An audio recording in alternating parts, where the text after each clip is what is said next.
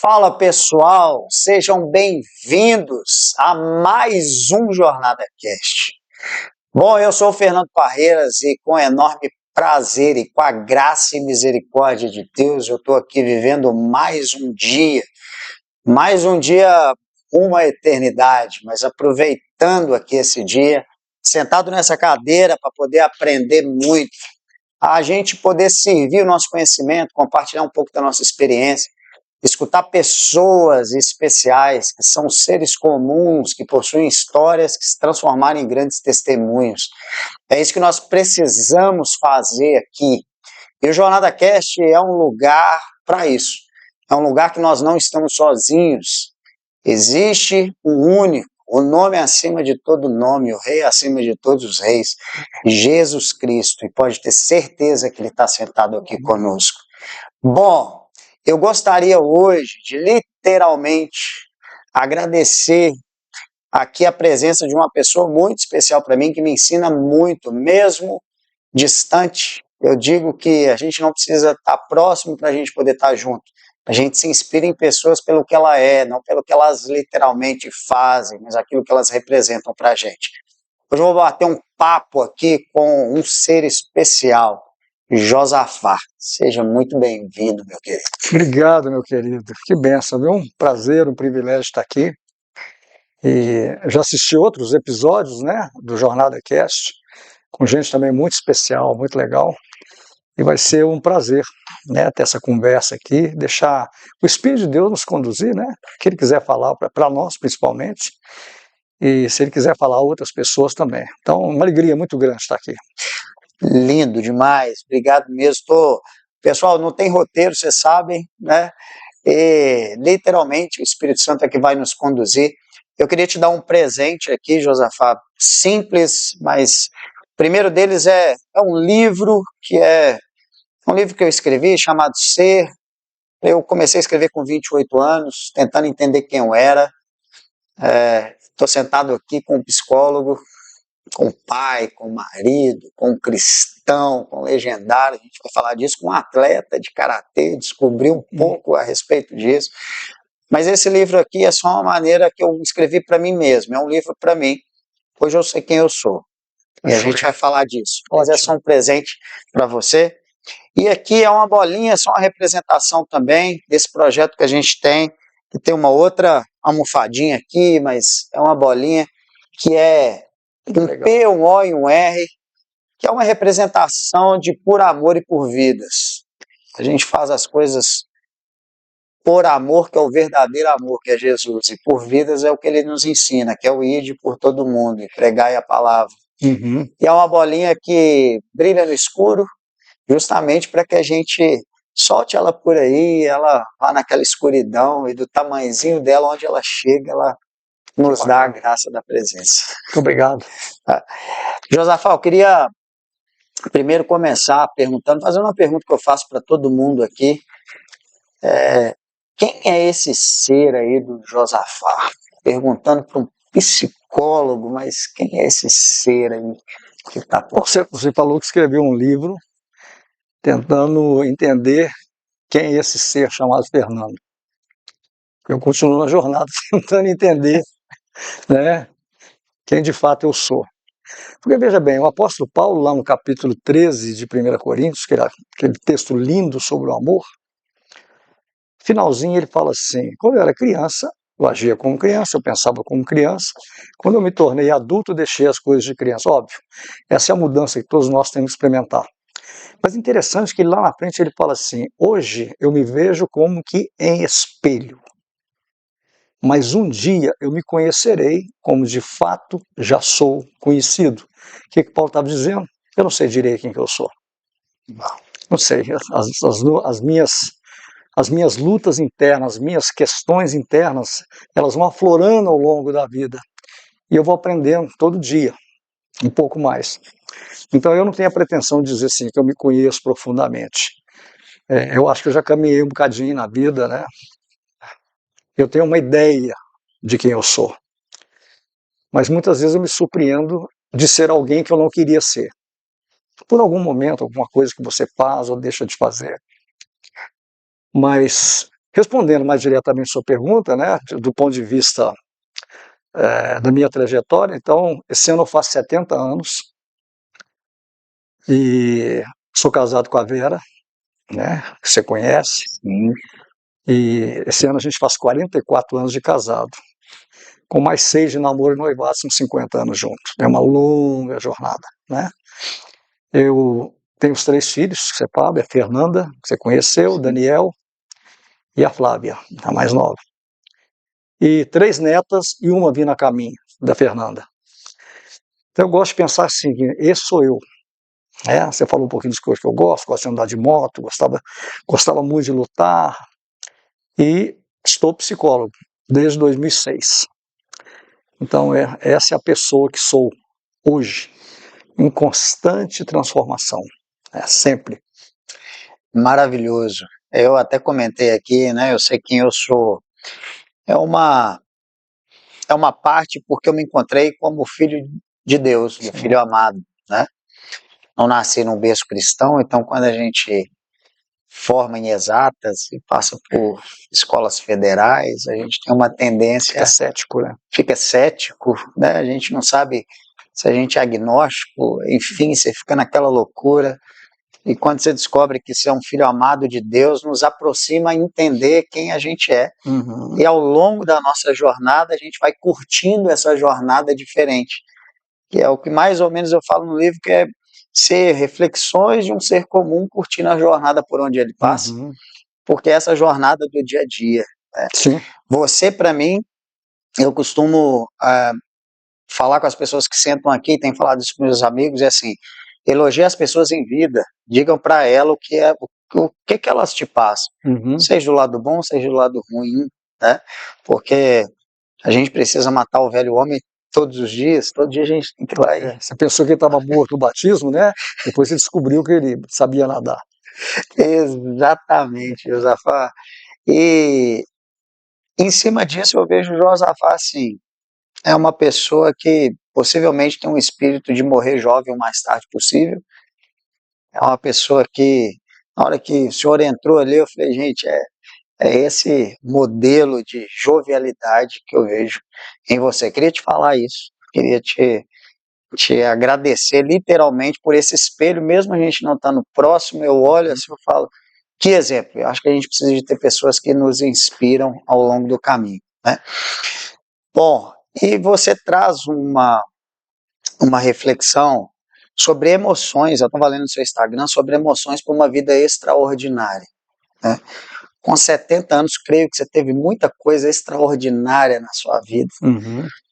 E qual que é a importância que você pode nos dizer a respeito dessa gestão de emoções para que a gente encontre essa vida extraordinária que é vencer os desafios todos os dias, né? Mas qual que é o seu conceito por isso? O que você tem de inspiração? Essa é uma pergunta interessante porque eu estou há muitos anos, né, no meio cristão, meio evangélico, e a coisa que eu mais observo até no atendimento, no dia a dia, até na igreja, é uma desconexão profunda entre fé e emoção.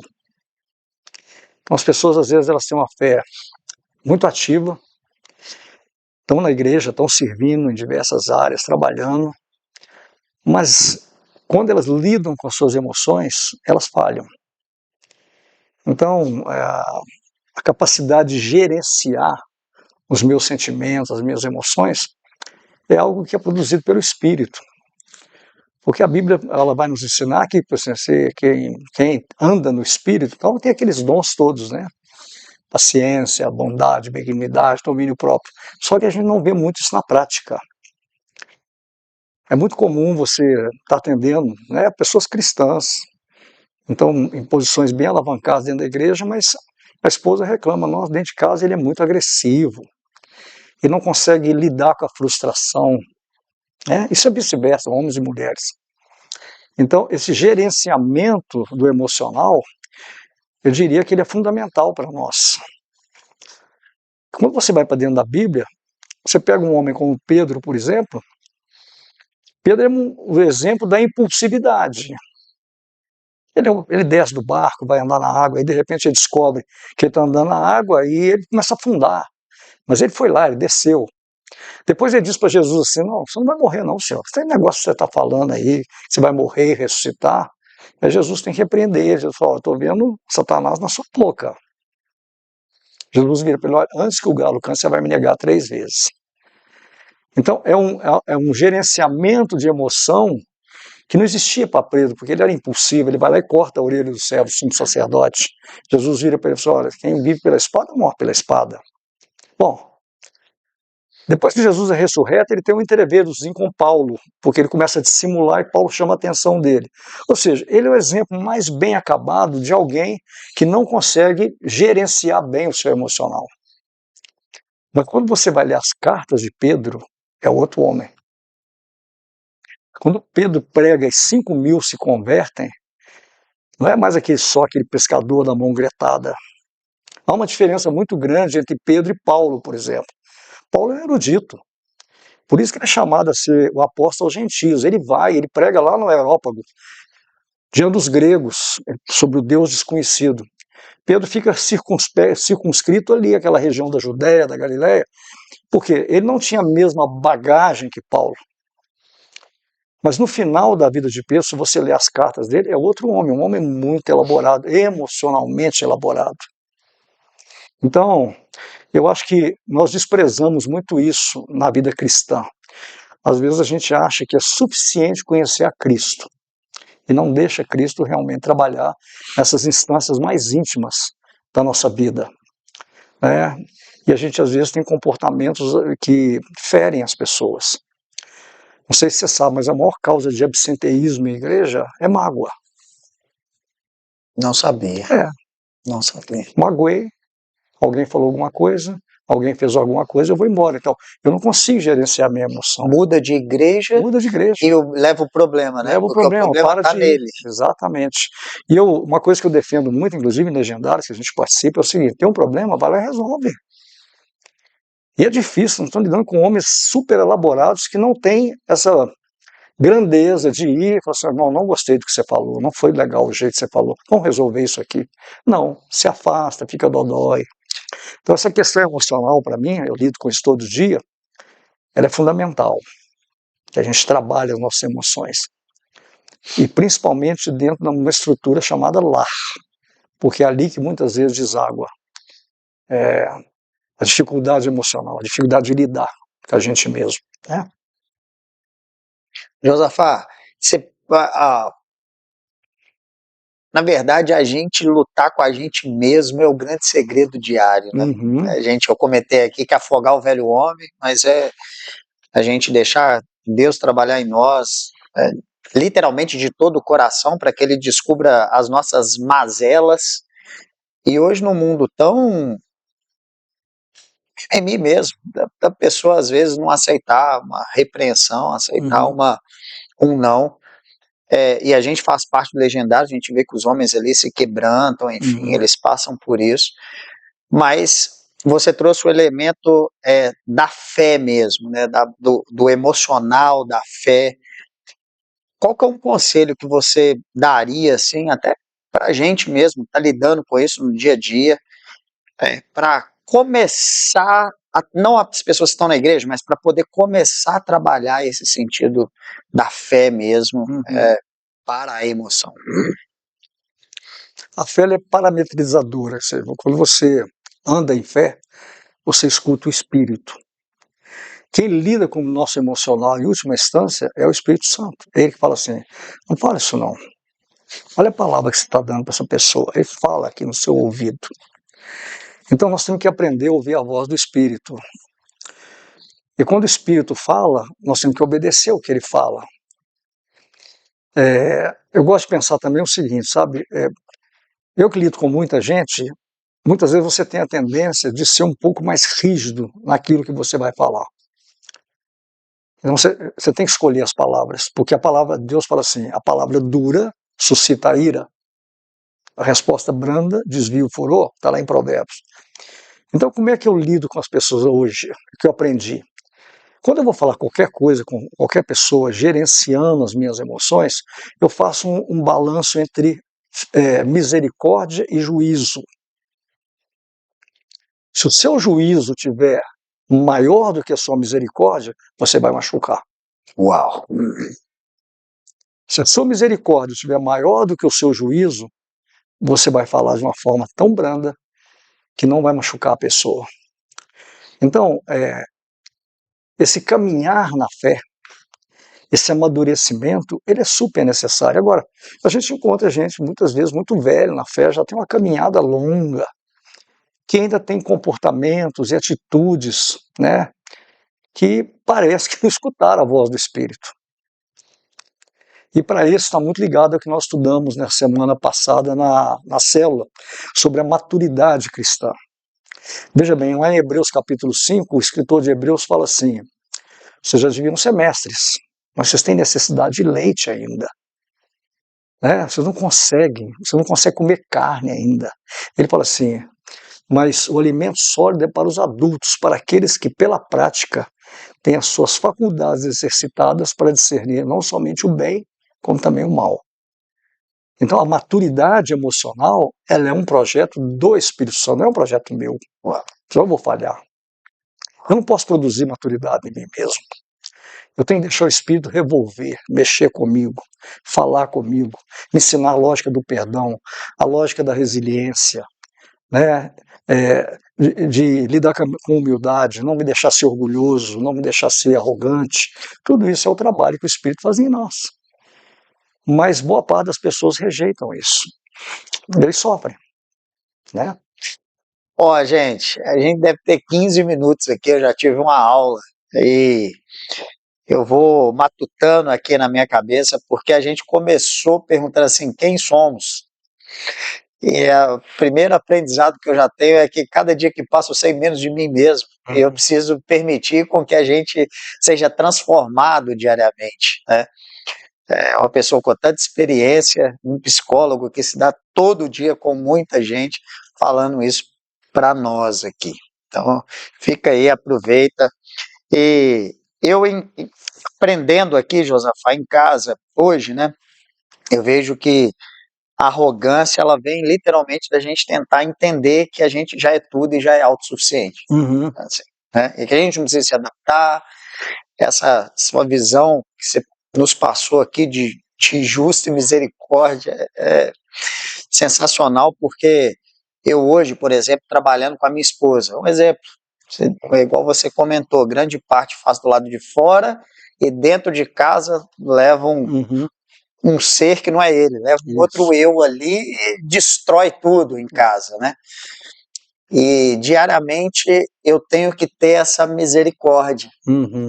Por quê? Porque eu estou trabalhando com a minha esposa um assunto que teoricamente eu domino e nos últimos 4 anos nós unimos nossa casa em prol do pessoal e do profissional. Então todos os dias eu tenho que acordar e pensar assim, algo eu preciso de ensinar para a Sabrina e aprender junto com ela. Mas esse realmente é um exercício complicado de se fazer todos os dias. E como que hoje, dentro, na sua visão, né, quais são as, vamos chamar de mazelas principais que o homem tem levado para dentro das suas casas e que você tem escutado tanto no meio cristão, mas no meio dos homens mesmo, assim, dessas gerações? Você falou uma coisa interessante, quando você fala assim, se entra dentro de casa e destrói tudo. Outro dia eu bolei um conceito, né? Quando a gente foi para o top do Pará, e outro dia eu falei no alinhamento nosso, tinham 52 legendários da Central no top do Pará. Voltando na balsa, 3 horas de balsa para ir, 3 para voltar, para ir de Marajó. Eu pergunto para eles assim, quantos aqui são líderes na igreja, né? Na nossa Central? 6 levantaram a mão. Eu pensei assim, puxa, vocês estão tão dispostos a vir aqui, gastar dinheiro, mas assumir outros postos de liderança às vezes fica difícil. Aí eu criei a visão de que nós estamos criando leões da montanha. São leões da montanha. E leões da montanha e javalis do lar. Chega destruindo Chega tudo. destruindo. Na montanha o leão. Chega dentro de casa que é javali. Então, essa desconexão passa por esse lado aí. Qual que é a maior queixa que eu escuto de muitas mulheres hoje? Basicamente o tratamento. é como você fala. As palavras ferem. Né? Lá em Tiago capítulo 2, ele vai falar que a língua é fogo. E as coisas que nós falamos dentro de casa, sobretudo com a nossa esposa,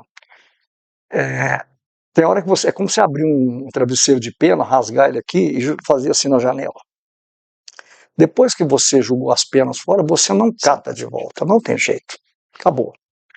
Então, muitas vezes, a grande dificuldade dos homens hoje, tirando outros fatores, sexualidade, essas coisas todas, é o jeito que lida. Tem homens que são extremamente rudes, tem homens que são extremamente indiferentes. Né? E aí, muitas vezes, a queixa está relacionada também ao comportamento da mulher. Mas eu sempre falo para pessoal, independente da mulher, você tem que avançar. Né? Então, assim, o homem moderno hoje, ele migra entre ser muito frágil ou ele ser muito duro. Tem os dois tipos. Né? Quem está no meio termo, alguém que já caminhou um pouco emocionalmente e já aprendeu. Porque você também não pode ser um homem extremamente bonzinho. Você tem que ser sempre um homem bom. Mas o bonzinho, ele aceita muito fácil o comando. E tem mulheres que comandam mesmo. E tudo tá bom e uma hora esse homem explode. E uma hora explode. Ele vai acumulando. Chega uma hora que ele despeja aquilo. Né? E passa por ser sacerdote do lar também, o cabeça da casa, né? Você tem que entender, mas a maioria dos homens não entende esse papel. O que é o sacerdócio do lar? É difícil, porque nós vivemos uma sociedade em que ninguém quer assumir responsabilidade. Veja a situação política do Brasil hoje, por exemplo. O que falta muitas vezes? É liderança. Alguém que pega o cajado e vambora. Então isso acontece em todo estrato da sociedade. Você tem um homem hoje que ele tem dificuldade de assumir liderança. Ele tem dificuldade de ser o sacerdote. De servir. Exatamente. Ele quer ser servido. Ele quer ser ele não quer servir. E liderar dói, né? Porque liderar, a gente tem que liderar a nós mesmos, é o que a gente está falando aqui, que são as nossas emoções, é a nossa briga diária. Isso. O exemplo que eu dei aqui com a minha esposa, a amo de paixão, a Sá, mas todos os dias eu cometo erros, pecados, às vezes da minha impulsividade, de estar no meio de uma reunião de alguma coisa, você dá uma resposta e fala, poxa, mas é esse mesmo ser que está na minha frente, é a minha esposa e a minha pessoa que está somando forças nesse pessoal aí profissional, né? Então, liderar a si mesmo e servir, eu vejo que hoje o mais difícil que tem para nós líderes e não chefes. Chefe você vai lá e manda fazer. Chefe eu boto em você um crachá e falo, você é chefe. No mundo corporativo acontece muito isso, né? Mas quando você assume um papel de líder, Jesus foi o quê? O maior líder que já existiu. Ele veio para quê? Para servir. Ele veio para quê? Para ser perseguido. Ele veio para quê? Para poder ser julgado, poder sofrer, levar dores. Enfim, e nós, do nossa pequenez, nós queremos nos colocar no pedestal e achar que está tudo bem e que todos precisam nos servir, né, Josafá? A questão da servidão, ela é uma coisa impressionante hoje. Muito da queixa das mulheres hoje, que alguns homens também queixam a mesma coisa, é essa incapacidade que os homens têm de entender, e não é fácil entender o ser feminino mesmo, não. Não é fácil. É um desafio, um desafio. É outra cabeça, é outro jeito de ver a vida, né? Mas os homens falham muito nisso, porque a indiferença, o jeito de lidar, né? O tratamento. Tem homens, por exemplo, que são incapazes de lavar uma cozinha, por exemplo. De levantar de madrugada e trocar um filho. Tudo é a mulher que tem que fazer. Ainda é esse espírito assim meio machista, né? Isso obviamente mata o casamento devagarinho. E tem coisa que dinheiro não paga. Não. Né? Você pode ser rico de finanças o tanto que for, mas você levantar para... Você pode até ter a babá, mas você tem o seu lado de homem, de pai, de marido, de andar com a esposa do lado da esquerda e não do lado da direita, exatamente, colocando ela na rua, né? Como era feita a moda antiga, como meu pai, mesmo na limitação dele, eu via ele fazendo ali um pouco com a minha mãe. São coisas assim pequenas, que fazem a diferença no ser humano, né? A minha mulher brinca muito, né? Eu não faço, não, mas lá atrás, às vezes eu fazia um pouco, né? Às vezes, quando ela fala comigo, olha lá o japonês. É o cara que anda na frente, a mulher vai atrás. Ele se preocupa em dar a mão para ela, ou botar a mão no ombro, tá certo? Sei lá, vivendo a vida, né? Hoje eu estava com um casal de manhã, ela estava dizendo exatamente isso, a frieza. Só tem algum tipo de beijo, de intimidade maior quando o cara quer fazer sexo. Olha isso, não beija, não abraça, não cuida. E eu gosto de pensar o seguinte, mulher é igual flor, se você não rega, morre. Tem que regar todo dia. Casamento bom não é fruto do acaso, é investimento. Tem que investir sempre, está sempre investindo, né? Mas essa lógica aí do homem, da visão do sacerdócio. Porque é o que você falou, o sacerdócio basicamente é serviço. Se você vê o papel do sacerdote na Bíblia, o papel dele é servir. Ele está ali para servir. Né? Ele foi escolhido. Quando você pega os sacerdotes, normalmente no Velho Testamento, são todos da tribo de Levi. É uma tribo que não recebeu herança. Ela não recebeu terra. Ela foi escolhida para cuidar do templo, cuidar das coisas espirituais e servir as outras tribos. Essa é a visão do sacerdote.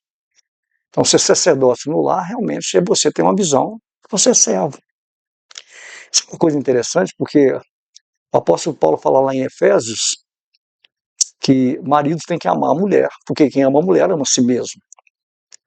E se você ama a si mesmo, você cuida, você alimenta a sua própria carne. Aí ele fala assim, marido, amai as vossas mulheres, e mulheres respeitem seus maridos. Então, qual que é a lógica? A dificuldade do homem é amar. E a dificuldade da mulher é respeitar. Aí vai virando um ciclo vicioso. Se você não ama, o outro não respeita. Se não respeita, você começa a ter dificuldade de amar. Então, vai girando a roda aí. Agora, eu tenho a tendência de colocar a responsabilidade mais no homem mesmo. Eu acho que um homem que faz o papel dele, ele constrói o lar dele. Ele é o cabeça, né? Ele é o sacerdócio. Exatamente. Ele é quem tem que fornecer o amor, ame a Cristo, ame a si mesmo. E a gente fala disso, ame a si próprio para poder conseguir amar o próximo. E essa é uma coisa interessante que você falou, porque eu gosto muito de pensar sobre isso, né? Porque de onde que vem isso? Jesus, ele é instado lá pelos fariseus e pergunta assim, qual que é o maior amor? Ele responde, qual que é o maior mandamento? Ele responde, o maior mandamento é amar ao seu teu Deus, todo o teu coração, todo o teu entendimento, todas as tuas forças. E o segundo semelhante a esse é amarás ao teu próximo como a ti mesmo.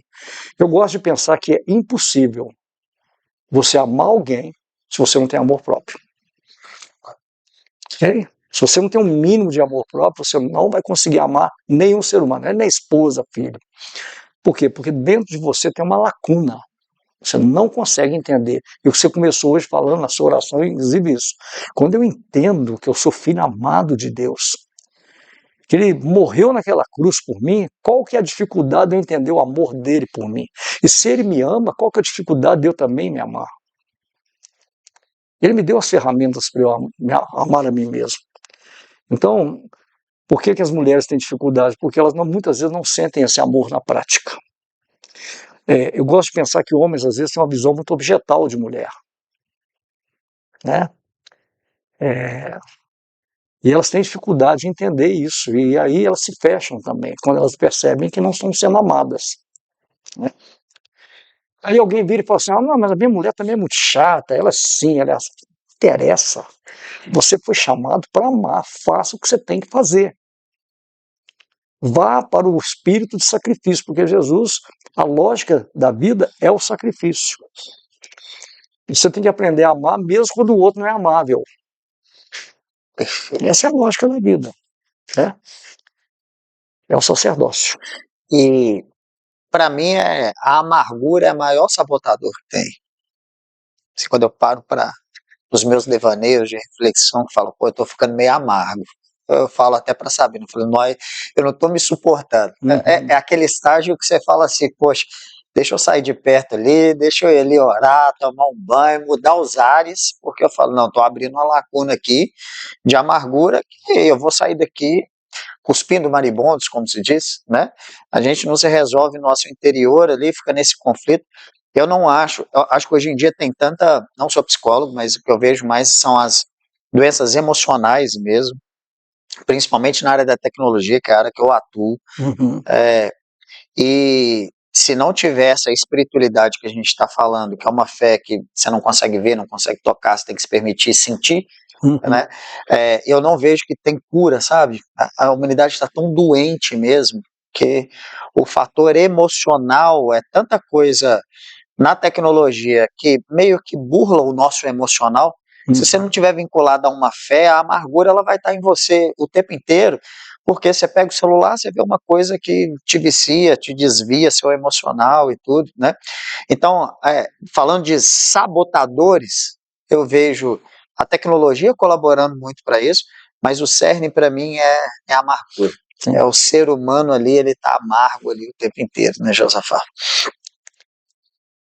Jesus deu uma advertência para nós no final do Sermão do Monte. Ele vira e fala assim: no mundo tereis aflições, mas tem de bom ânimo, porque eu venci o mundo.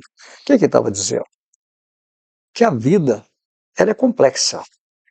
Eu diria em muitos momentos que ela é chata.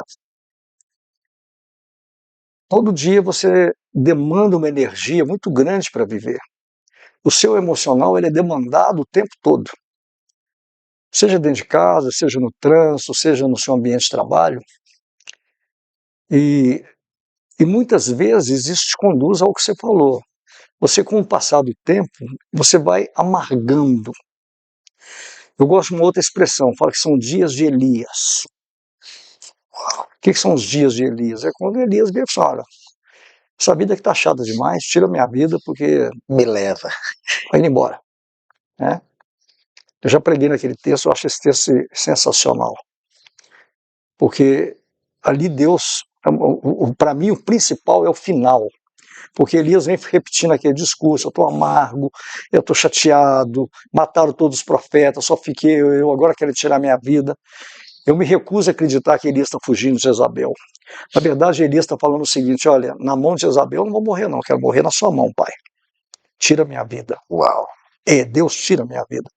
E ao final, Deus responde para ele de uma forma totalmente inusitada. Deus não pega ele no colo: ah, meu filho, você está tão triste, né? Eu entendo. Mataram os profetas, você ficou aí e tal. Deusinho vira para ele e fala assim: vai e faz o que eu te chamei para fazer. Você vai descer agora, você vai ungir Eliseu, seu sucessor, Azael, rei da Síria, Jeú, rei de Judá. Faz o que eu te mandei. É como Deus disse assim: não tem tempo para isso. Te deu uma missão, cumpre a sua missão. Né? Mas isso não impediu Elias de se sentir amargo. Mas lá depois Deus cumpriu o propósito, porque Deus não tirou a vida de Elias. Deus pegou Elias, botou numa carruagem de fogo e subiu para o céu. Ou seja, o que ele pediu foi realizado, mas não da forma que ele achava. Então, essa amargura do dia a dia, a vida é amarga. Quando a gente deixa essa amargura entrar para dentro de nós, aí a vida fica difícil, a gente perde a graça, tudo parece cinza. Hoje eu estava com um casal de manhã e a mulher falou assim para mim, né? Eu pedi os dois para levantar os pontos ali entre eles. Ela falou assim: nossa, ele vê a vida totalmente cinza, está sempre mal-humorado. Né? Agora, eu diria que o principal, você falou da amargura, eu diria que o principal problema que eu vejo no ser humano, de fato, é o orgulho. O orgulho é o pai, né, e a mãe de todos os sentimentos negativos. O orgulho é que leva à arrogância, o orgulho é que diz que você é suficiente, o orgulho é que faz você destratar os outros, o orgulho é que faz você não querer aprender. O orgulho foi o que fez Satanás tentar É. tomar o lugar de Deus. É exatamente isso. E faz tanta mazela com a gente por aqui e O usa que isso. derrubou ele do céu foi o Exato. orgulho. Uhum. Né? A Bíblia fala: ele era um querubim precioso, Ele era o querubim, ele né? é o querubim, até que foi achado orgulho no coração dele. E eu falo para as pessoas o seguinte: sabe qual é o problema? É que quando você é um homem orgulhoso, quando você dentro da igreja está vivendo uma vida com Deus, mas é uma pessoa orgulhosa, o que você tem que entender é que você está operando sobre um princípio satânico. Entendeu? Você não está operando sobre um princípio espiritual de Deus na sua vida. Isso foi um princípio satânico, porque ele é o pai do orgulho. Então, para mim, uma pessoa amargurada é, antes de nada, uma pessoa orgulhosa. É, para mim, a pior dos defeitos que alguém pode ter, é ser orgulhoso. O orgulhoso não aprende, ele ensina. O orgulhoso não pede perdão, ele guarda. O orgulhoso machuca. O orgulhoso, o juízo dele está sempre maior do que a misericórdia. Então, esse para mim aí é o ponto. E, infelizmente, mesmo no nosso meio, esse meio parece tão santo, tão legal, a gente vê tanto orgulho. E eu vejo assim, estou aqui, gente, numa sessão de psicologia muito massa, porque eu realmente eu vou pensando assim, né? Eu falo, gente, olha que interessante, e eu vejo que esse é um ser que eu preciso literalmente matar todo dia. Eu creio que o orgulho, ele vem, ele floresce, a amargura, que eu estou falando das minhas mazelas, eu comento que é melhor falar de mim do que falar dos outros, mas eu creio que a maior capacidade nossa é de recuperar, de nos colocar humildes e falar, opa, Deus está me dando mais uma oportunidade de consertar minha rota. Sim. Nessa jornada, eu com 43, o senhor com 70, a gente continua aprendendo. Eu acho que esse daqui é o maior ensinamento que eu tenho aqui hoje, que é eu emendar uma pergunta e Deus vai fazendo tudo certo entre nós, sobre a vulnerabilidade, a gente entender as nossas vulnerabilidades. Eu acho que passa muito por isso, né, Josafá? Assim, existe uma quebra muito grande de você reconhecer um pouco de quem você é, mas a partir do momento que você entende que você é um filho amado de Deus, que você está em construção diária, que você precisa de aprender, que você precisa de servir, que você precisa de ser humilde como nosso Pai nos ensinou a ser, passa por a gente reconhecer nossas próprias vulnerabilidades. Sim. E que é difícil. Por isso que quando o Espírito joga luz sobre nós, é que a gente tem a capacidade de enxergar. Por que Davi é chamado o homem segundo o coração de Deus? Porque se você lê os Salmos e vê a vida de Davi, Davi é alguém que ele não esconde a vulnerabilidade dele. Ele não esconde que tipo de ser humano que ele é. Cria em mim, ó Deus, um coração puro e um espírito inabalável. Exatamente. No meio do problema, da traição e tudo. Quer dizer, Davi é um cara que pisou na bola demais da conta. A gente costuma dizer que Davi foi um homem segundo o coração de Deus, mas talvez o pior pai do mundo. A colheita dele com o pai não foi boa. Os filhos matando um ao outro. Né? Mas ele tem a aproximação dele de Deus é porque ele escancara a vida dele. Quando o Natan vira para ele e fala assim, ó, você é o homem que pegou aquela única ovelhinha daquela pessoa. Porque quando ele conta a história do adultério dele, Natan usa uma metáfora, fala, olha, um homem só tinha uma ovelha. Um tinha muitas ovelhas, um só tinha uma. Ele foi lá e pegou aquela única ovelha para ele. Aí Davi falou assim, quem que é? Esse homem tem que morrer. Aí Natan veio e falou, você é o homem. Quando Natan fala isso assim, eu sou o homem. Isso é um princípio que eu considero fundamental para você lidar com orgulho. O primeiro princípio que você tem que balizar na sua vida é o princípio da admissibilidade. Eu admito que eu sou assim. Eu sou frágil. Eu peco. Eu erro. Eu tenho pensamentos ruins. Eu tenho pensamentos malignos. Eu tenho que admitir. O apóstolo Paulo, ele vira e fala assim, miserável homem que sou, quem me livrará do corpo dessa morte? Em outra passagem ele vira e fala assim, o bem que eu quero eu não faço, mas o mal que eu não quero, esse eu faço. Essa visão de si mesmo, né? Você olhar para você e, não assim, com um olhar destrutivo, porque Deus fala assim, eu te amo do que você é, independente. Essa é aí que a gente se entende mesmo como verdadeiro amor, ser humano, assim, amado porque o que ele faz por nós naquela cruz, derrama o sangue, independente, desce, né? E desce do trono, que poderia estar tudo bem, vem né, se limita à onipresença, onisciência, onipotência, vive todas as dores e morre e se consolida como amor. Gente, não tem como não entender isso, não tem como sentir isso, né, Josafá, assim, porque é o verdadeiro amor. Sim. A beleza, né? Eu gosto, essa visão de si mesmo, ela está muito cristalizada na parábola do filho pródigo. A história do filho pródigo é a história de todos nós. A história sua, do Fred. Ou seja, você estava longe. Você pegou uma herança que você nem podia pegar e foi viver a sua vida. E nesse processo você entrou no final num processo de autodestruição. Poucas pessoas têm a capacidade de olhar e falar assim, estou comendo comida de porco. Tem muita gente comendo comida de porco. Não sabe o que está comendo, mas está. Vive uma vida ruim, uma vida triste, uma vida acabada. Aquele texto é uma coisa muito linda, porque em um determinado momento, aquele homem, né, aquele filho pródigo, ele vira, a expressão dele é e caindo em si mesmo. Essa expressão está na Bíblia. Quando ele olha aquela realidade, e caindo em si mesmo, ele falou assim, poxa, na casa do meu pai tinha tudo isso, eu estou aqui comendo comida de porco. A gente na psicologia vai dizer que teve um insight. Então, a vulnerabilidade, nós temos que ter um insight sobre ela, você tem que ter uma visão correta de você.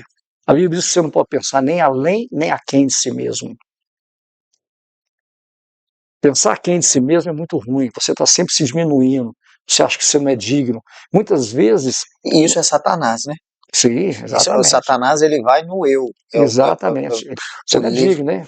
Exato. Você é pecador, eu vi o que você fez. De Napoleão Hill, ele simula, enfim, ele fala, ó, creia você que está lendo, acreditar ou não, se eu entrevistei ou não o diabo. Mas é uma entrevista que literalmente o diabo faz nas mazelas e nas acusações. E grande parte ele bota na nossa mente, que é o que ele tem acesso, é o eu. Eu não posso. Eu não consigo. Eu sou merda. Né? Exatamente. E aí, sabe o que acontece? Você torna a graça menor do que o seu pecado. E onde tem a graça, abundou. Onde abundou o pecado, superabundou a graça. E aí, quando você fala assim, não tem jeito para mim, não, eu sou muito ruim, não presto, não. O diabo fala assim, você não presta mesmo, não. Você não é digno. Não é uma questão de você ser digno ou não. Jesus morreu por você, o apóstolo Paulo, que ele morreu por nós, quando a gente não era pecador. A gente estava distante dele. Ou seja, não é um mérito meu. Esse é o primeiro reconhecimento. Quando alguém se converte, a primeira coisa que ele tem que entender é que ele não pode fazer nada por aquilo. Deus simplesmente escolheu amar e acabou. Eu vejo muita gente nessa prisão, sabe? Assim, não sou digno. Sou digno. Não pecado. Lá em 1 João fala assim, quem fala que não tem pecado é mentiroso. Todo dia a gente comete pequenos deslizes. O que você tem que fazer? Voltar na cruz de novo. Todo dia tem que ir na cruz. Pedir perdão, fazer a jornada. Mas para isso é preciso ter admissibilidade. Qual que é o grande problema nos relacionamentos, seja afetivos ou não, ou nas dificuldades, até dentro da igreja? É que se você não admite, se você não se autorresponsabiliza, não tem o que fazer. Então eu tenho que admitir. O que vai ser consertado, né? Vai consertar o que você não acha que não fez de errado? Que você é um vaso perfeito? Né? Você não vai se permitir a quebra ou os pequenos remendos?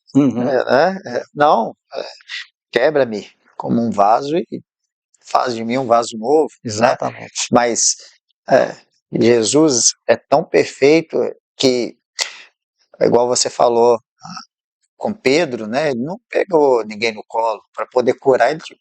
Ele é tão educado, eu falo que Deus é tão educado e tão perfeito que ele te pergunta antes. Ele fala, você quer ser curado? Perfeito, cavaleiro. Você quer ser curado, meu filho? Né? Com o paralítico no tanque, ele não chega curando, ele pergunta para ele. Né? Ele não pegou ele no colo e carregou. Né?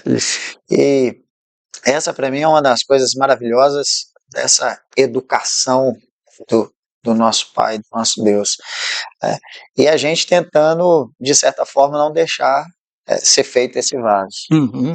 E diariamente, literalmente, para quem estiver assistindo, quem não é cristão, a gente não está falando de religiosidade, a gente está falando de intimidade, de saber que nós somos algo amado, cheio de problemas, e que eu, Fernando, assim como creio que todos aqui, a gente todo dia tem que ir lá, ajoelhar, ir na nossa cruz, né? Pedir, reconhecer os nossos pecados para poder seguir em frente. Eu vou fazer uma pergunta agora para o Josafá. Estava lembrando aqui, Josafá. Hoje eu falo para os jovens, mudou muito as gerações, né? Eu lembro que meu pai, eu olhava para o meu pai, estou com 43, meu pai está com 70, e era tão distante as gerações, mas quando eu paro para raciocinar, as gerações elas mudavam de 30 em 30 anos, 40 em 40, tipo, essa era uma geração. Hoje em dia, entre quem tem 10 e quem tem 20 já está completamente diferente. Mas eu tenho dois sobrinhos, um com 23 e um com 18, que eu falo para eles nessa linha da hombridade, eu falo, ó, todos nós nascemos bebê, nos tornamos criança, depois jovens, adolescentes, aí você vai virar macho, Uhum. mas não para aí não, porque o próximo passo que é se tornar um homem vai depender de um quebrantamento, né? Uhum. E a gente estava falando um pouquinho das mazelas, assim, hoje, o que que você vê que a hombridade para ali nessa visão do macho? A gente já falou disso aqui, mas assim, qual que é o passo para ela deixar de ser macho e literalmente enxergar-se como homem? A gente falou de hombridade, a gente falou aqui das nossas Sim. mazelas, mas qual que é a sua visão? Essa essa é a grande dificuldade hoje, né? Se tornar-se homem de verdade. Olha, eu gosto de pensar assim que, vamos pensar que de 100% dos homens que existem hoje no mundo, uma boa parte deles já não quer se relacionar com a mulher, quer se relacionar com outro homem, ok? Sem fazer nenhum julgamento de escolha das pessoas, é uma decisão de cada um.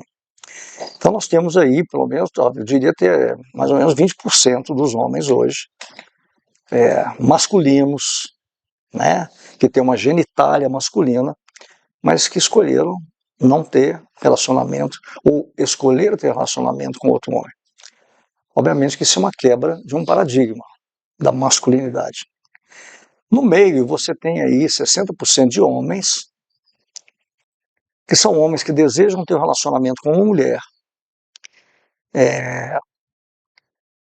que querem fazer o papel de homem, mas falta para muitos deles as ingerências do gênero,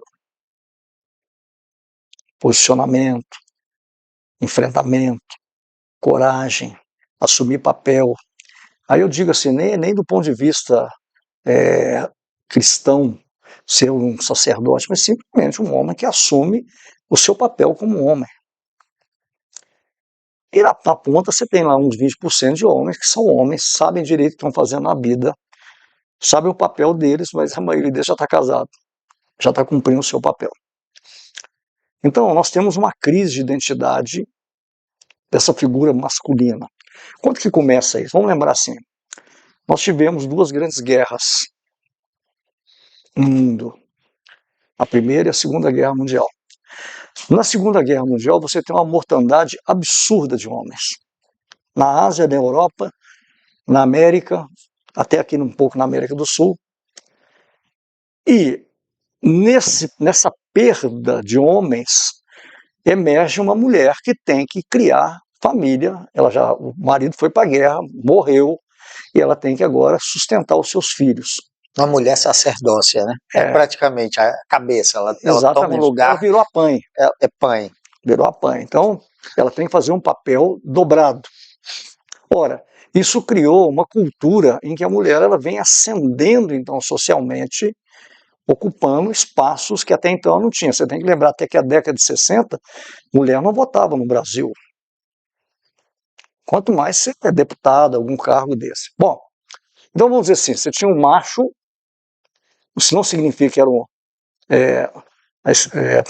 há movimentos que dizem que... como é que fala, né? Que é um macho A lógica patriarcal. Você Uhum. tinha o patriarcado. Uhum. Você tinha o patriarcado aqui, uma mulher subserviente, O que sentava na ponta da mesa, sentava né? na O que ponta da sentava na mesa, mesa e traz era, meu chinelo, aham, serviu minha comida, bota o prato na minha mesa. incapaz de lavar qualquer coisa dentro de casa, arrumar. Bom, então, depois da Segunda Guerra Mundial, o que vai acontecendo? Movimentos vão acontecendo, feminismo, aquela coisa toda. Tem a Revolução na França, uma revolução muito comandada lá pela Simone de Beauvoir e pelo Sartre. Então, há um movimento, a mulher começa a ganhar um espaço muito grande na sociedade. Se tivesse chegado aqui, e os dois no nível de equilíbrio, seria joia.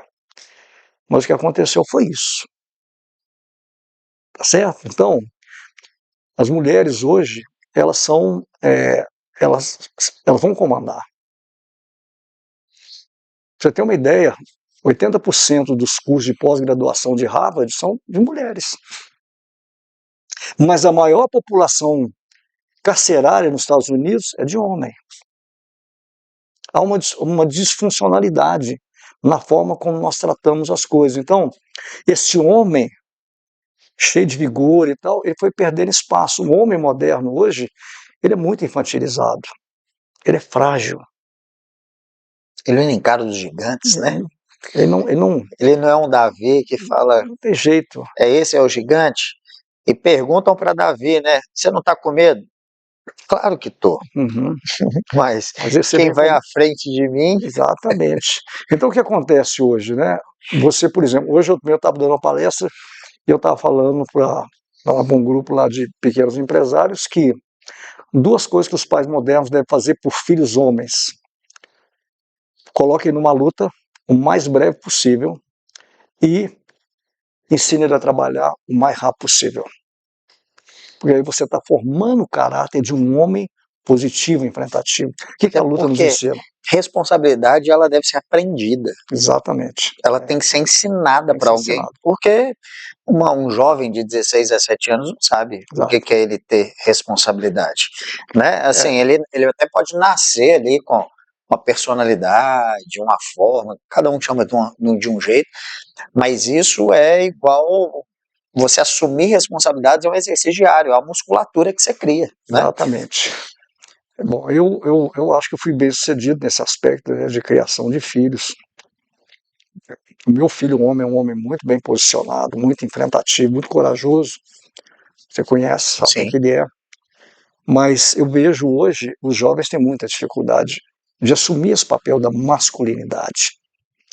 Eu costumo dizer o seguinte, você vai para a natureza, você nunca vai confundir um leão com uma leoa. Impossível. O bicho pesa muito mais e tem uma juba desse tamanho. E ele faz o papel no bando dele, ele protege o bando. Mas as leoas caçam, ele é o primeiro a comer. Ele deixa muito claro. E é muito interessante, eu já vi vários desses filmes da natureza, as leoas estão caçando, por exemplo, um búfalo, que é um bicho grande para danar, e aí de repente elas estão lá sediando ele, aquele negócio, aí vem o macho, ele gruda no focinho do búfalo, bota a pata um de cada lado e vira no chão. É o papel. Então o que está acontecendo na sociedade moderna? Nós estamos destruindo a identidade do homem e da mulher também. Hoje você, até mesmo na atividade física, você tem mulheres que parecem homem. Eu não sei o que mudou nessa estética moderna hoje, que você tem uma mulher que vai malhar, por exemplo, a perna dela é maior que a do Hulk. Forte. Não há beleza nisso. Tem uma mulher muito masculinizada e você tem um homem muito frágil hoje. Eu lembro que alguns anos atrás eu estava lá em Paris e a gente estava na porta da Sorbonne quando acabou a aula. Aí os meninos desceram. Naquele algazarra toda, você só conseguia identificar o gênero por causa da protuberância das genitálias. Agora, em termos de comportamento, não morre. O cara se meio, e a mulher. Então, esse eu sempre acho que essas coisas nascem no inferno. A quebra do paradigma de um homem, não é machão, não. Manda, é isso, meu jeito. Não. É um homem que assume a responsabilidade de ser um homem. e uma mulher que assume a responsabilidade de ser mulher. É como a Bíblia diz, aquela mulher que é sábia que edifica a sua própria casa. Então, essa quebra do gênero hoje, ela enfraqueceu a sociedade como um todo, né? E eu não vejo muita volta nisso, não. Eu acho que nós estamos caminhando, né, para um cataclisma E a nessa. passos largos, né, Josafá? É o que eu comentei aqui sobre o tempo. Gerações mudavam entre guerras. Uhum. Demorava 50 anos, 60 anos. Hoje você vê, realmente, quem nasce hoje já é completamente diferente de quem tem 10 anos. Eu estou falando em termos de Muito todos os rápido. A comportamentos. mudança é Todos muito os rápida. comportamentos. É muito rápido, né? A gente vê nesse sentido tecnológico, que eu estava comentando, que eu faço parte, você vê as crianças, o bebê de hoje em dia já quase nasce usando celular. É. Então, assim, você tem ali também um terceiro fator aí, exceto o homem e a mulher, um terceiro fator aí que é a tecnologia, que também transforma demais essa geração, né? Uhum. Faz a gente ficar menos lutador, menos. Para que eu vou para academia? Para que eu vou me defender?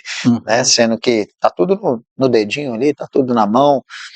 E eu ia até te perguntar sobre isso, qual que é a sua visão hoje, né? Você é como uma pessoa que literalmente eu vejo quer morrer jovem o mais tarde possível e cheio de experiência, como é que você vê a tecnologia hoje e se ela é também, creio que sim, uma grande sabotadora de lares, né?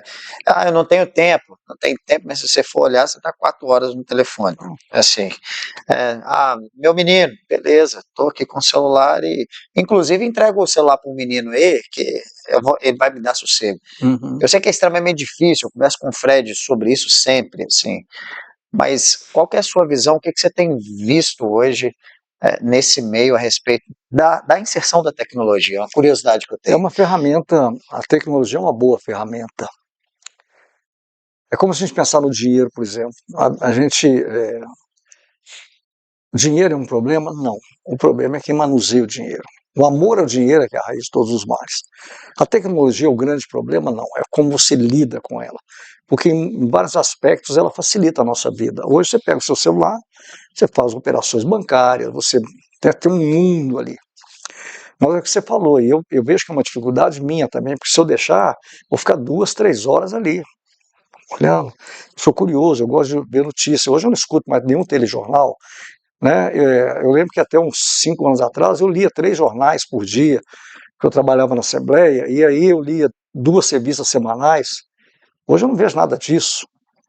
Então, onde você vai obter informação hoje? Você vai no X, você vai no Instagram, né? Informações rápidas, né? A São velocidade rápidas, gira mental rápido. também é Tem rápida. muita coisa legal. Eu agora botei um grupo, né? Eu e minha esposa, um grupo no WhatsApp chamado Rios Maravilhosos. Então, quando eu pego uma coisa bacana, eu jogo lá para dentro. Porque tem coisa legal, só Sim. que você gasta muito tempo. Se nós gastássemos o tempo que a gente gasta com tecnologia, para ler a Bíblia, para escutar um podcast cristão, para escutar uma mensagem, a nossa vida seria diferente.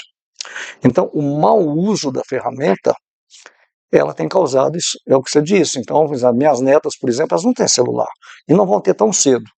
Mas de vez em quando, assim, elas entram no carro, vamos para celular. Aí elas vão nos joguinhos delas. Que o máximo que elas fazem hoje é jogar algum joguinho no celular. Mas, para os pais hoje, é cômodo entregar, porque é um momento que eles aparentemente têm de descanso. Mas a maioria não vigia o que está no celular. Eles não conseguem entender. A maioria não tem. Eu tenho um versículo da Bíblia que eu amo demais, que ele fala assim: o prudente vê o mal e se esconde. O simples passa adiante sofre a pena. Ou seja, uma característica que nós temos que ter é enxergar o mal. Então, se você dá um celular para uma criança, ou deixa ele ver um tipo de programa, se você não está bem atento ao que ele está vendo, aquilo está entrando para dentro do coração dele. E o diabo não é aquele ser pintado de vermelho, com Não, ele é chifrinho sutil. e com rabinho, né? E que vai vir e vai falar, vou te destruir. Não, ele. Ele é sutil. O diabo é o pai da guerrilha. Ele não usa uniforme. Ele ataca de uma forma muito clássica. o jeito dele de lidar. Ele vai influindo aqui na sua mente, vai colocando o coração da criança, o coração do adulto, né? Então, a tecnologia, ela veio para nos ajudar em muitas coisas, mas é possível viver sem ela. Mas você tem então, tem gente que fala assim, não, vou ficar aí um mês sem ver Instagram, TikTok, eu não tenho TikTok, não vejo TikTok, não vou ver Facebook, não vou ver X. A expressão que se usa, eu vou fazer jejum, diz para dar uma limpeza. Por quê? Porque está contaminado. Sim.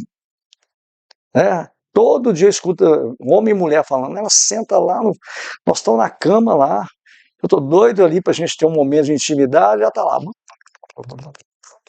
E completamente desconexo, né? Assim, ontem eu também Cada um estava pro seu lado. numa mesa de pessoas conhecidas e uma mulher realmente reclamou. Eu falei, não, como é que você liga pro celular? Eu falei, então, difícil resposta, porque eu trabalho com ele e para mim a diferença entre o remédio e o veneno está na dose que a gente toma. Então, para tudo na vida você tem que ter o equilíbrio. Eu vejo que hoje a tecnologia ela te deixa preguiçoso no sentido de você ficar aqui 5 horas digitando e você vai virar um coach potato, né? Aquele batata de sofá, Isso. aí de repente você não vê, porque você carrega um corpo, você não está cuidando dele, você não está fazendo nada, ele está ali. Como também gera ansiedade também, porque se a gente observar, ninguém lê um jornal mais porque pega short de X, vamos falar de tweet de 280 caracteres, eu tenho que ler rápido, ou seja, isso vai gerando uma ansiedade, que você não tem filmes mais de 3 horas, você tem minisséries com 30 minutos. Por quê? Porque é um novo modelo da Netflix. Não, se você observar, é a aceleração do mundo, que está fazendo com que a nossa mente trabalhe o tempo inteiro, né? Mas essa pessoa estava comentando, né? Falando assim, poxa, toda hora que eu falo com fulano fala, eu falei, então toma cuidado, porque tá ficando lerdo, inclusive. Por quê? Porque vive um mundo paralelo, né? Entra num mundo completamente paralelo. E hoje a grande queixa dos pais é exatamente isso, mas eles às vezes não têm como lidar com o filho. Deu um celular, já está comprometido. Depois que tirar, não consegue mais. Eu já vi jovem, adolescente, dando piti porque o pai tirou o celular. Então, o mau uso é que vai levando. Então, com muitas coisas na vida, que você faz um mau uso. Agora é interessante, você trabalha com tecnologia, tem que ter. É um avanço, mas o mau uso vai destruindo a vida das pessoas, né? Hoje eu estava dando essa palestra e no final eu falei assim, olha, vamos fazer o seguinte, pega uma caixinha, quando for para a cama, os dois guardam o telefone na caixinha. Usa lá o que você tem que usar até um determinado momento, depois guarda na caixinha. Aí é conversar os dois, bater papo, e em alguns casos ter sua intimidade, né? O celular tem que ficar ali de lado. Tira o celular como um membro do corpo. Eu falo isso com as pessoas, tira ele como um membro do corpo. Não leva para o banheiro, que é uma grande...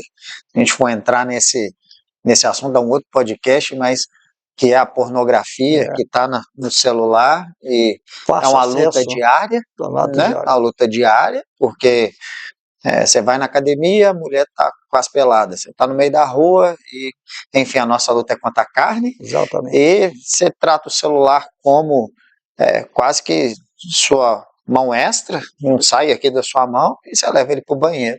Ou seja, comece a eliminar isso daí aos poucos, por mais difícil que seja, né, Josafá?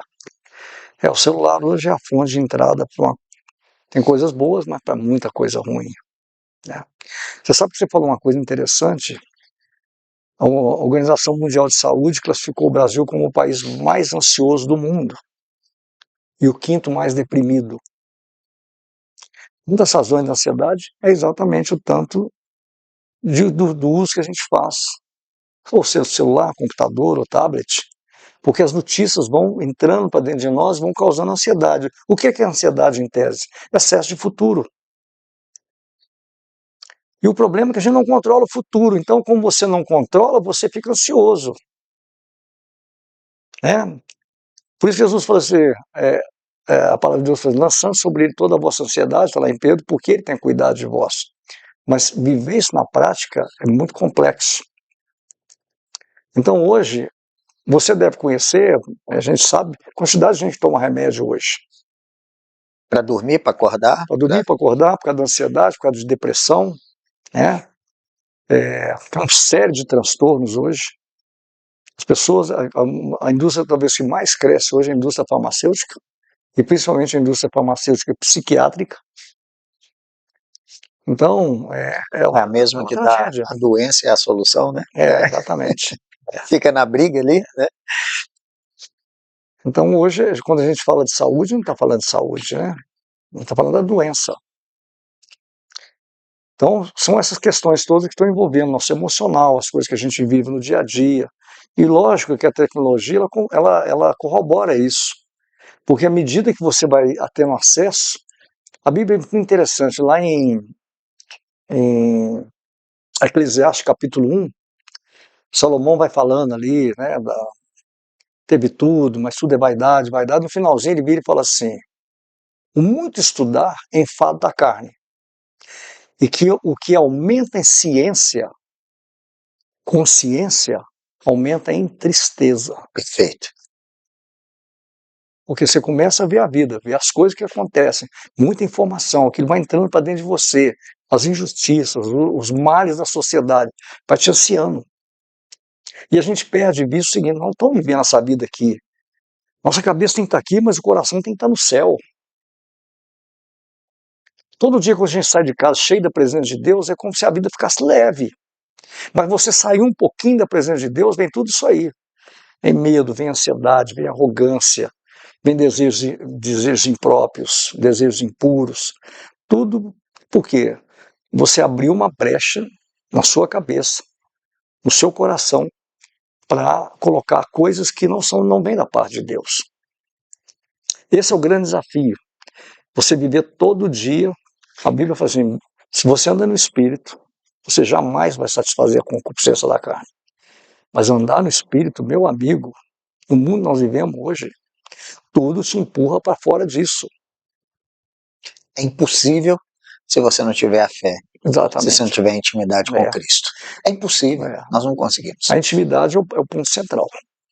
Então, você não ora, você não busca Deus, você não lê a palavra, você não está em um ambiente, muitas vezes, como uma igreja, de uma célula, que esteja te propiciando, pessoas estão vivendo a mesma coisa que você, não tem jeito. Um homem só é presa fácil, como a gente disse. Homem sozinho é presa fácil.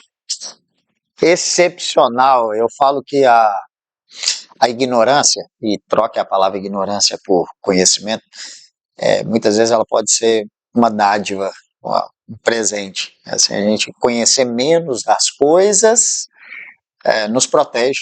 O que você está comentando, né? Quanto mais você conhece, mais você vai aprofundando, e aí vão vir todos esses frutos negativos, não vou chamar de fruto, mas de características negativas que a gente vai carregando, que é a amargura que a gente falou aqui, que é o orgulho, enfim.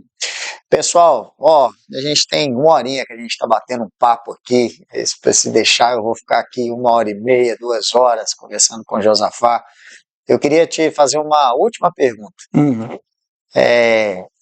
Se você hoje tivesse que escrever no espelho do banheiro para os homens que acordarem amanhã, uma frase, um versículo, ou conhecimento, algo que você tem, qual que seria essa frase ou qual que seria esse versículo? Tem tantas, né? Mas uma que eu gosto muito é: sobre tudo se deve guardar, guarda o teu coração, porque dele procedem as fontes da vida. Então, todo dia eu tenho que me vigiar. Todo dia eu tenho que olhar para dentro de mim, tenho que olhar para dentro do meu coração. E o nosso desafio é não desistir. Quantas pessoas você conhece, começaram uma jornada na fé, e hoje, de alguma forma, não estão mais? Porque também não vivemos numa sociedade de desistentes. Por isso Jesus falou o seguinte, olha, e por se multiplicar a iniquidade, o amor se esfriará de quase todos. Mas aquele que perseverar até o fim será salvo. A história da vida cristã é a história da perseverança. Então, em meio à tempestade, você caminha. Eu quero terminar com essa ilustração, né? Eu lembro uma vez o pastor Oswaldo, ele tinha voltado foram lá fazer um trabalho com o exército americano, uma ala do exército americano cristã, e ele ouviu uma expressão que ele usou lá na igreja, na pregação dele. E ele estava dizendo que na vida você enfrenta tempestades. É inevitável. Há tempestades que nós mesmos produzimos e pagamos o preço por elas. Mas muitas vezes há tempestades que você não pediu e elas vieram sobre a sua vida. É uma doença, a perda de um emprego assim, sem nenhuma razão, uma crise no casamento. Muitas vezes a crise é anunciada porque você provocou a tempestade, mas outras não. De repente a pessoa não quer mais você. E aí ele citou o exemplo, né? Para mim essa figura de linguagem é sempre linda, né? Ele falou sobre o búfalo americano, o bisão americano.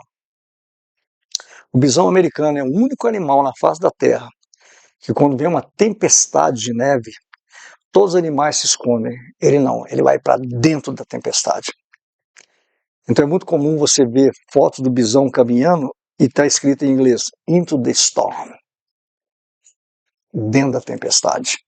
Então eu diria assim, não importa o que está acontecendo, não importa as tempestades, não importa o que você está vivendo, vai para dentro.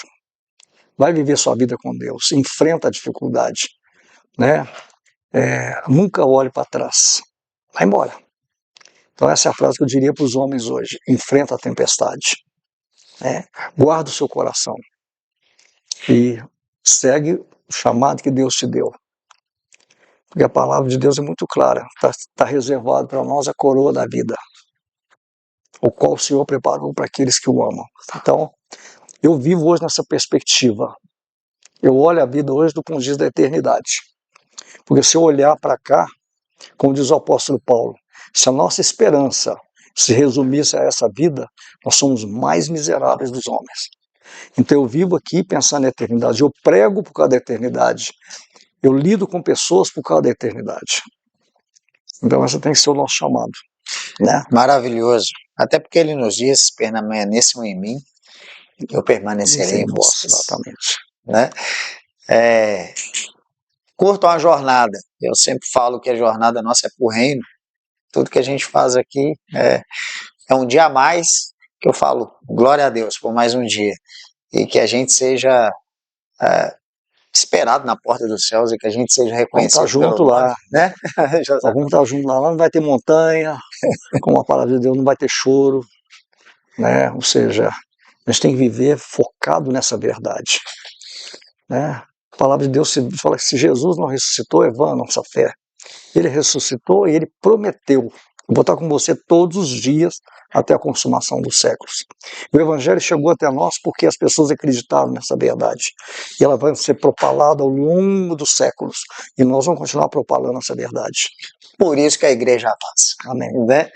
Pessoal, obrigado por quem está aí assistindo esse episódio extremamente especial. Saí daqui agradecido, renovado mesmo. E o objetivo de sentar aqui, que é aprender. Antes de tudo, é a gente servir, a gente aprender, a gente saber que a gente precisa matar o velho homem todos os dias. Todos os dias a gente tem que fazer aquilo que ele nos disse. Pega a sua cruz e siga-me. Né? Então é isso que nós tentamos passar aqui para vocês. Josafá, muitíssimo obrigado por essa 1 horinha e pouco aqui, por tanto aprendizado e você ter cedido esse tempo para nós. Nós vamos continuar conversando semana que vem, né? Semana que vem nós estamos juntos com as esposas. As esposas, agora com as melhor esposas, ainda. Né? Bacana demais. E Ina, vem para a água, Sabrina. Vem para a água, Sabrina. Vamos ver se dessa vez ela vai, né? É isso aí. Pessoal, obrigado. Até a próxima. Fui.